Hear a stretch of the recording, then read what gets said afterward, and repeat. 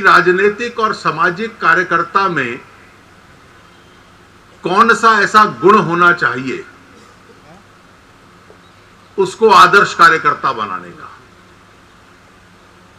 और उनमें से कौन सा ऐसा है जो साहनी जी में नहीं था। हम सब में बहुत प्रयास करने के बाद भी कई कमजोरियां रह जाती हैं। कोई हमको समझाता है, किसी को देखकर हम सीखते हैं, उसमें सुधार लाने का प्रयास करते हैं। लेकिन सामाजिक जीवन में मैं मानता हूं कि कुछ ऐसे गुण हैं जिन तक पहुंचने का प्रयास हर एक को करना चाहिए, और शायद उस प्रयास में हम कम रह जाते हैं। बहुत कम लोग ऐसे हैं जो उसको पूर्ण प्राप्त कर लेते हैं। किसी भी राजनीतिक और सामाजिक कार्यकर्ता में पहला गुण है कि उसमें क्रोध नहीं होना चाहिए। He must capture anger. बहुत कठिन है, कई बार हम रिएक्ट करते हैं। उसमें लालच नहीं होना चाहिए, और आज के युग में तो लालच या ग्रीड जिसमें आ जाए कभी ना कभी फिसल जाएगा। अपने सहयोगियों को आगे बढ़ते देखकर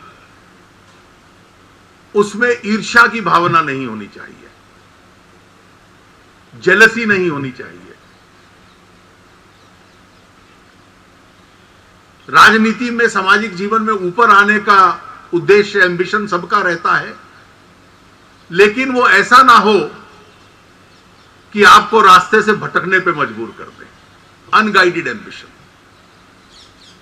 ये चार कमजोरियां जिसने कैप्चर कर ली, वो एक आदर्श की दिशा में जा सकता है। और शायद हम में से हर कोई प्रयास के बाद भी किसी एक दो मापदंड पे कमजोर रह जाते हैं। मैंने राजनीतिक सामाजिक जीवन में जितने लोग के साथ कार्य किया है, मुझे कहने में कोई संकोच नहीं है कि बहुत कम ऐसे हैं जो इन चारों मापदंडों पे एक आदर्श के रूप में से निकले। और शायद उसकी पहली पंक्ति में जो दो चार नाम मैं सोच सकता हूं, उसमें से साहनी जी थे। मैंने कभी उनको क्रोध में नहीं देखा, व्यवहार में हमेशा संयम देखा। कठोर बात भी कहनी थी तो पीठ पर हाथ रख के, मैं तब से जानता हूं जब मैं विद्यार्थी था, बड़े सरल तरीके से कह देते थे। मैंने कभी उनमें ईर्ष्या नहीं देखी, किसी पद की इच्छा नहीं देखी। पद मिले तो संगठन ने अपने आप जिम्मेवारी दी। कोई कल्पना नहीं कर सकता था कि साहनी जी के मुंह से कभी सुन ले या उनके मन में भी ख्याल आया हो कि मैं इस पद पे आना चाहिए। उनमें कभी ईर्ष्या नहीं थी। सहयोगियों को देखकर पीठ थपथपा देते थे आगे बढ़ते देखकर। उनमें कभी लालच, लोभ, ग्रीड नहीं था। अपना सारा व्यक्तिगत जीवन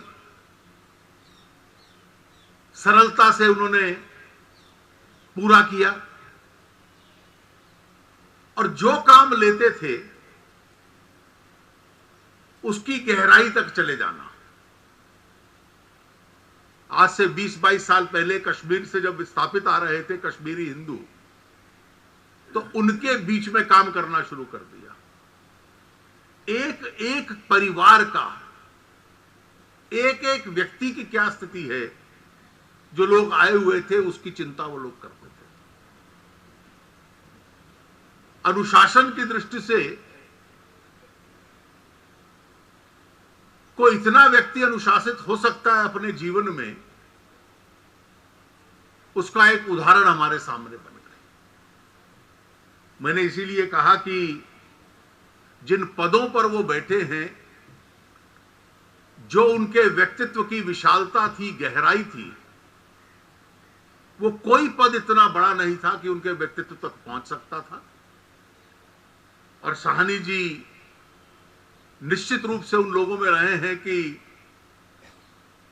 कई दशकों और वर्षों तक साहनी जी क्या थे और किस आचरण के व्यक्ति थे, इसके उदाहरण, किस्से, कहानियां, एनेक्डोट्स हम शायद आने वाली पीढ़ियों को भी सुनाते रहेंगे।